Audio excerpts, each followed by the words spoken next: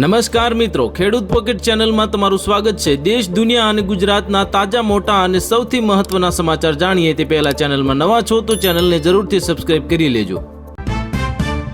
રબારી સમાજના નવા બંધારણની જાહેરાત, મામેરો અને મોસાળુ પ્રસંગના બદલ્યા રિવાજ, સાટા લગ્નમાં બનાવ્યા નવા નિયમ। ગાંધીનગરના કાવા દાવા, એક મંત્રીની નજર ભાજપના પ્રદેશ પ્રમુખની ખુરશી પર, વડોદરાવાળી થાય તે પહેલા જ સિંગલ ઓર્ડરથી આઈએએસની બદલી। યાત્રાધામ અંબાજીમાં સુવિધાઓનો વધારો કરવામાં આવ્યો, 5 માળનું ભવ્ય ઉમિયાધામ નિર્માણ પામ્યું। તમામ જ્ઞાતિના યાત્રિકોને મળશે એસી રૂમ અને ભોજનાલયની સુવિધા। આઈસીસીને ધમકી આપ્યા બાદ કંગાળ પાકિસ્તાને T20 વર્લ્ડ કપ માટે જાહેર કરી કંગાળ ટીમ।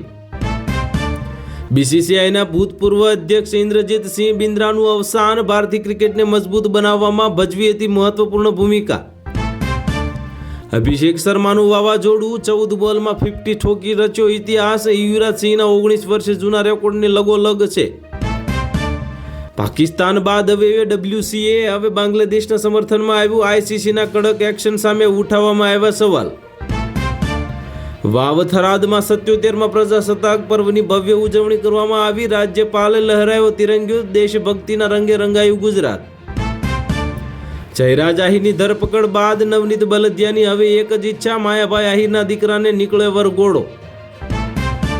ઓપરેશન સિંદૂરના ભારતીય વાયુસેનાને મચાવી દીધી હતી તબાહી, પાકિસ્તાન સીઝ ફાયર કરવા મજબૂર થયું હતું, સ્વિસ રિપોર્ટ આવ્યો સામે।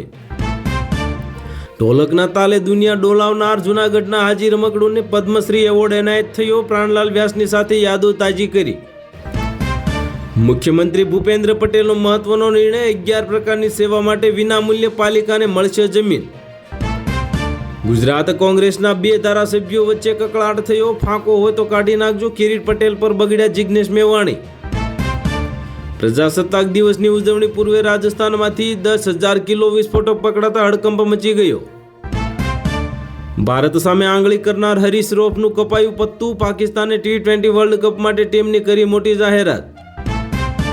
ભાજપના સંગઠનના માળખા લઈને મોટા સમાચાર, ભાજપના જિલ્લા અને શહેરનું માળખું તૈયાર કરાયું, ગમે તે ક્ષણે થઈ શકે છે જાહેરાત। નગરપાલિકાઓને રાહત, જંત્રીના 25 થી 50% રકમ ચૂકવવી નહીં પડે, વિનામૂલ્યે મળશે હવે જમીન। ઇતિહાસમાં પ્રથમ વખત પરોઢિયે 3 વાગે જાગશે સમાજ, ગાંધીનગરના રામકથા મેદાનમાં ઠાકોર સેનાનું મહાસંમેલન યોજાયું। ટ્રમ્પ પર ચાલી શકે છે મહાભિયોગ, ભારત વિરુદ્ધ કાર્યવાહીથી નારાજ છે સાંસદ, લીક ઓડિયોમાં મોટો ખુલાસો થયો।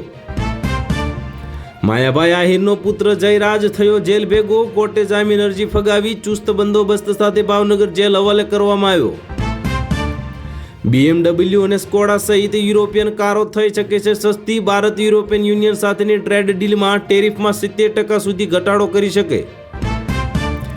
ભાડાના દરમાં રહો છો તો હવે ખુશ થઈ જાઓ, બજેટમાં સરકાર આપી શકે છે મોટી ભેટ।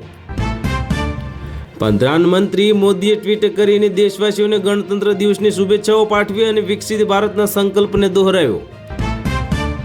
દિલ્હીના કર્તવ્ય પથ પર ભારતની સૈન્ય શક્તિ અને સાંસ્કૃતિક વિવિધતાનું અદ્ભુત પ્રદર્શન નિહાળવા મળ્યું। આ વર્ષે યુરોપિયન યુનિયનના નેતાઓ પ્રજાસત્તાક દિવસની પરેડ મુખ્ય અતિથિ તરીકે ઉપસ્થિત રહ્યા। ભારતીય વાયુસેનાના વિમાનોએ આકાશમાં તિરંગો બનાવીને આકર્ષક ફ્લાય સ્પોટ યોજી અને સૌને મંત્રમુગ્ધ કરી દીધા। પ્રધાનમંત્રી મોદીએ નેશનલ વોર મેમોરિયલ ખાતે જઈને અમર જવાનોને પુષ્પાંજલિ અર્પણ કરીને શ્રદ્ધાંજલિ આપી। બનાસકાંઠાના વાવ થરાદ ખાતે મુખ્યમંત્રી ભૂપેન્દ્ર પટેલની હાજરીમાં રાજ્ય કક્ષાનો ધ્વજવંદન કાર્યક્રમ યોજવામાં આવ્યો। ગણતંત્ર દિવસની પૂર્વ સંધ્યાએ દેશના વિવિધ ક્ષેત્રના મહાનુભાવોને પદ્મ પુરસ્કારોથી સન્માનિત કરવાની જાહેરાત કરવામાં આવી। પ્રધાનમંત્રી કિસાન યોજનાનો 22મો હપ્તો ફેબ્રુઆરીના બજેટ બાદ ખેડૂતોના ખાતામાં જમા થઈ શકે છે। રાજ્યના માર્કેટ યાર્ડોમાં જીરુના ભાવમાં પ્રતિમણ ₹200 થી ₹300નો ઉછાળો જોવા મળ્યો। શિયાળુ પાક માટે નર્મદા કમાન્ડ વિસ્તારમાં રવિ સિઝન માટે પૂરતું પાણી આપવાની સરકારે ખાતરી આપી। ગુજરાતમાં આજથી વિવિધ કેન્દ્રો પર તુવેરની ટેકાના ભાવે ખરીદી માટેની નોંધણી પ્રક્રિયા શરૂ કરવામાં આવી। હવામાન વિભાગે દક્ષિણ ગુજરાતના કેટલાક વિસ્તારોમાં સામાન્ય વરસાદી ઝાપટા પડવાની શક્યતા વ્યક્ત કરી। સહકારી મંડળીઓને ખાતરનો પૂરતો જથ્થો પૂરો પાડવા કૃષિ મંત્રીએ અધિકારીઓને કડક સૂચનાઓ આપી. ખેત મજૂરોને ખેતીની જમીન ખરીદવા માટે સરકાર ₹5 લાખ સુધીની આર્થિક સહાય પૂરી પાડશે. ગ્રામીણ વિસ્તારોમાં આવાસ યોજના હેઠળ ઘર વિહોણા પરિવારોને મકાન બનાવવા માટે ₹1.20 લાખની સહાય સીધા ખાતામાં મળશે. પ્રધાનમંત્રી સૂર્ય ઘર યોજના હેઠળ સોલર પેનલ લગાવનારા પરિવારોને 300 યુનિટ સુધીની મફત વીજળી મળવા પાત્ર છે. રાજ્યના નવા આયુષ્યમાન કાર્ડ કઢાવવા માટે કેમ્પોનું આયોજન કરી વધુ નાગરિકોને સ્વાસ્થ્ય વીમો અપાશે. ખેતીલક્ષી તમામ યોજનાઓના ફોર્મ હવે આઈ ખેડૂત પોર્ટલ પર ઓનલાઈન ભરી શકાશે કે ઓફિસના ધક્કા થઈ જશે બંધ. મુખ્યમંત્રી ભૂપેન્દ્ર પટેલે સ્વાગત કાર્યક્રમમાં 110થી વધુ અરજદારોની ફરિયાદો સાંભળી ત્વરિત નિકાલના આદેશ આપ્યા. ગુજરાતમાં આ સંગઠન મજબૂત કરવા માટે આમ આદમી પાર્ટી દ્વારા ગ્રામ્ય સ્તરે જનસંપર્ક અભિયાન વેગવંતુ બનાવવામાં આવ્યું.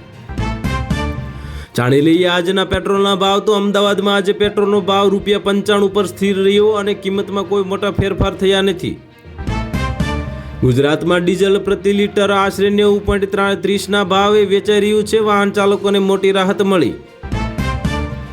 આંતરરાષ્ટ્રીય બજારમાં ઉછાળાને કારણે સોનાના ભાવમાં પ્રતિ 10 ગ્રામ ₹200 થી 500નો વધારો નોંધાયો.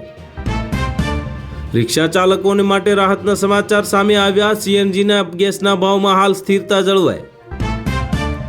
રાંધણ ગેસના ભાવમાં આ મહિને કોઈ વધારો કરવામાં આવ્યો નથી. સામાન્ય ગૃહિણીઓને રાહત મળી. માર્ચ મહિનામાં લેવાનારી ધોરણ 10 અને 12ની બોર્ડની પરીક્ષાઓનું ટાઈમ ટેબલ જાહેર કરી દેવામાં આવ્યું. હાઈવે પર અકસ્માતોને ઘટાડવા માટે ટ્રાફિક પોલીસ દ્વારા ખાસ ડ્રાઈવ ચલાવી નિયમોનું કડક પાલન કરાવાશે. બગદાણાના નવનીત બલદિયાને મારવાના કેસમાં જયરાજ આહિરને જેલ હવાલે કરવામાં આવ્યો. મૂંઝવણમાં છે પાકિસ્તાન. પીસીબી સિલેક્ટરે ટીમ સિલેક્શન પછી કહ્યું કે T20 વર્લ્ડ કપમાં ભાગ લેવાનું નિશ્ચિત નથી. ભારત સાથે સંબંધો સુધારવા ડોનાલ્ડ ટ્રમ્પની પહેલ. ટ્રમ્પે સ્પેશિયલ ટીમ મોકલી દિલ્હી. કેન્દ્ર સરકારે ટોલ ટેક્સના નિયમોમાં કર્યા ફેરફાર. હવે હાઈવે પર ટોલ ટેક્સમાં મળશે 70%ની બમ્પર છૂટ. રબારી સમાજે કરી 11 મુદ્દાના સામાજિક બંધારણની જાહેરાત. પ્રી વેડિંગ, હલ્દી રસમ, મહેંદી રસમ જેવા કાર્યક્રમો સદંતર બંધ. ડિમોલેશનમાં બચ્યા પણ પેટ્રોલિંગમાં ઝડપાયા. અમદાવાદમાં 10 વર્ષથી ગેરકાયદે રહેતા બાંગ્લાદેશીઓનો અસલાલી પોલીસે કર્યો પર્દાફાશ. ઉદ્ધવ ઠાકરેના નિવેદન બાદ સરકાર એક્શન મોડમાં. પ્રિસાઇડિંગ ઓફિસરના નિયમોમાં કર્યો મોટો ફેરફાર. ચીન, બાંગ્લાદેશ અને ભૂટાને આપી પ્રજાસત્તાક દિવસની શુભેચ્છાઓ. શી જિનપિંગે કહ્યું કે ભારત સારો પાડોશી મિત્ર અને ભાગીદાર દેશ છે. અચાનક ભારત આવેલા નહિયાને પાકિસ્તાને આપ્યો મોટો ઝટકો. એરપોર્ટ ડીલથી પાછળ હટ્યું યુએઈ. કોંગ્રેસમાં યાદવા સ્થળી જોવા મળી. જિગ્નેશ મેવાણી વર્સેસ કિરીટ પટેલ. પાટણમાં દિગ્ગજ નેતાઓ વચ્ચે શાબ્દિક યુદ્ધથી રાજકારણ ગરમાયું. 26 જાન્યુઆરીએ સુરત જિલ્લા કલેક્ટરે વિવિધ ક્ષેત્રોમાં વિશિષ્ટ કામગીરી કરનારા કર્મયોગીઓને પ્રમાણપત્ર એનાયત કરીને સન્માનિત કર્યા. 8મા પગાર પંચમાં ઓછામાં ઓછો ₹58,500 થશે પગાર. કેન્દ્ર સરકારના કર્મચારીઓ માટે મહત્વપૂર્ણ સમાચાર. તો હાલ માટે આટલું. જો મળીશું નવી અપડેટ સાથે. જો વિડીયો પસંદ આવતા હોય તો વિડીયોને કરી દેજો લાઇક અને ચેનલમાં નવા હોય તો ચેનલને કરી દેજો સબસ્ક્રાઈબ.